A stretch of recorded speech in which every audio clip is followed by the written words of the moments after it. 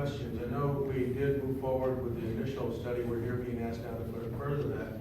Is there a cost given to that initial research that we've done? I don't have it off the top of my head. I'd come back with the budget that was approved by the board. But there was a cost when this body moved forward, because Yes. this body is paying for that now. Yes. And if we They don't know the move cost. forward, this body would continue to pay for that until such JPA, until such other things come to fruition, correct? The cost moving forward would be for my staff, or my staff. So we're utilizing resources from this body to continue to look at these issues. And one of the things, I know coming back and talking about, the rate from 3.9 to 5% that's in our package, but also has a stipulation, savings at fully functioning operations. There's different variables that deal with that, the economics, what's going on in the community, those types of things. And my concern also is it talks about a startup capital needs of $20 million that could escalate to $175 million, right? And so Outrageous. at this point, this body's being asked to continue to fund the research moving forward, reach out to the cities.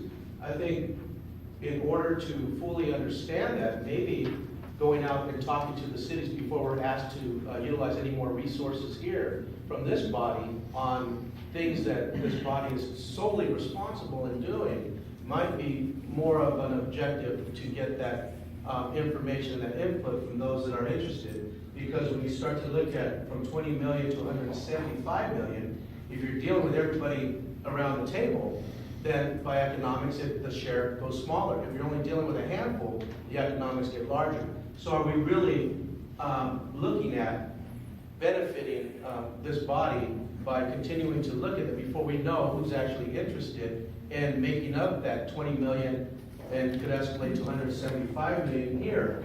And also, reading even more into the packet itself, talks about a bond, talks about a loan.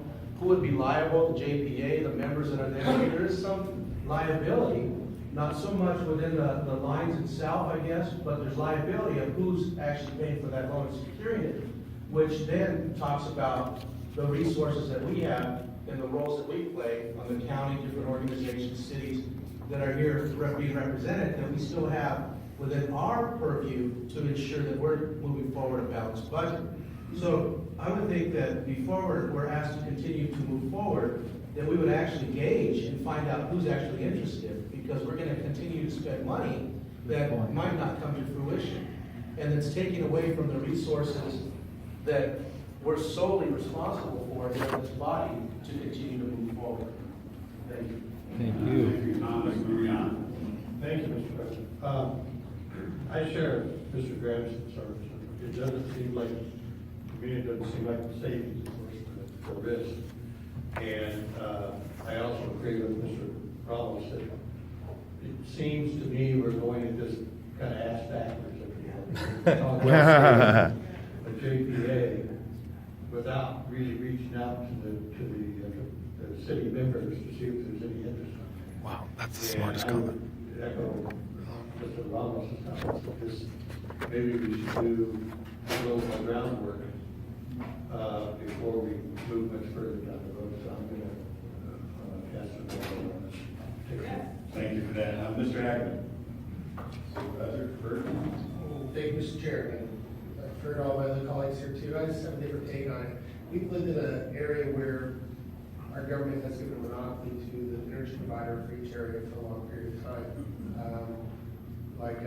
Councilmember Graham, I spent many years, 8 years, in CPUC audiences dealing with this on the Sacramento at a local level, and realized that whatever the energy cost is, if all their support and all their help and everything else is, they get to go back to get a percentage of that for stockholders and send back to the CPUC. That's why our rates are the highest in the United States. But California is more than double than Arizona, Nevada next door for our energy rates. That hurts us both business-wise as well as our residents and their rate payments.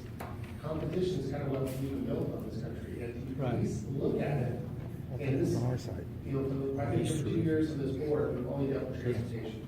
We've been talking about council governments for a long time. This is something that significantly affects our residents, our business, our ability to do business in this county.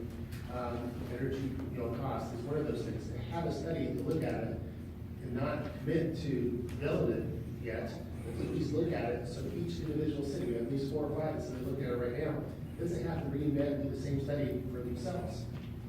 Even if you're not interested in putting a solar field in your backyard, so to speak, all those things we looked at in San Diego Riverside counties, that's why Riverside's looking at it as well. Those transportation lines, those infrastructure to bring that power to LA, to Orange County, is gonna go through our backyards, go through your cities. And Edison has that right to do that eminent domain, they get that line, that traffic through there, and that's why they look at the area. We'll be stuck with these in our backyard, in the desert.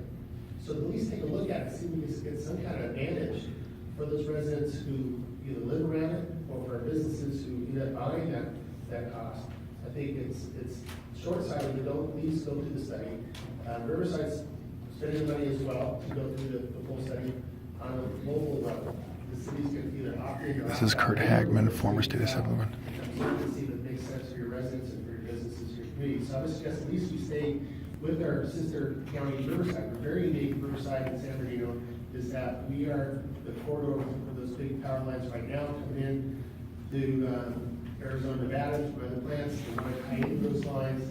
They're going to be pushing, we have so many proposed for San Diego County right now, so many proposed for Riverside. Every entity in the world is trying to put a solar plant up there. And we have some control, but if we push back too much, they'll do what they always do, go back to Sacramento, to circumvent local control, and then make stuff north of Grady. So I would suggest at least stay with it, and continue to look at it. We can make a further commitment or decision later on when we get more of the facts. Thank you, Member Walker. Thank you, Mr. No, that's my President. point. Hearing was a good discussion.